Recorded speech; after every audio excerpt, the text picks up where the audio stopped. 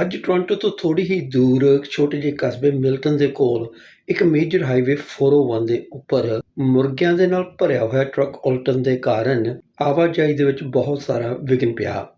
ਇਹ ਹਾਦਸਾ ਸਵੇਰੇ ਅੱਜ 6 ਵਜੇ ਵਾਪਰਿਆ ਜਦੋਂ ਮੁਰਗਿਆਂ ਦੇ ਨਾਲ ਭਰਿਆ ਹੋਇਆ ਟਰੱਕ ਹਾਈਵੇ ਦੇ ਉੱਪਰ ਜਾ ਰਿਹਾ ਸੀ ਤੇ ਉਸ ਦੇ ਪਲਟਣ ਦੇ ਕਾਰਨ ਹਜ਼ਾਰਾਂ ਹੀ ਮੁਰਗੇ ਆਸ-ਪਾਸ ਟਹਿਲਣ ਲੱਗ ਪਏ। ਇਸ ਹਾਦਸੇ ਦੇ ਵਿੱਚ ਕੁਝ ਮੁਰਗੇ ਮਾਰੇ ਗਏ ਤੇ ਬਹੁਤ ਸਾਰੇ ਆਸੇ-ਪਾਸੇ ਟਹਿਲਣ ਲੱਗ ਪਏ।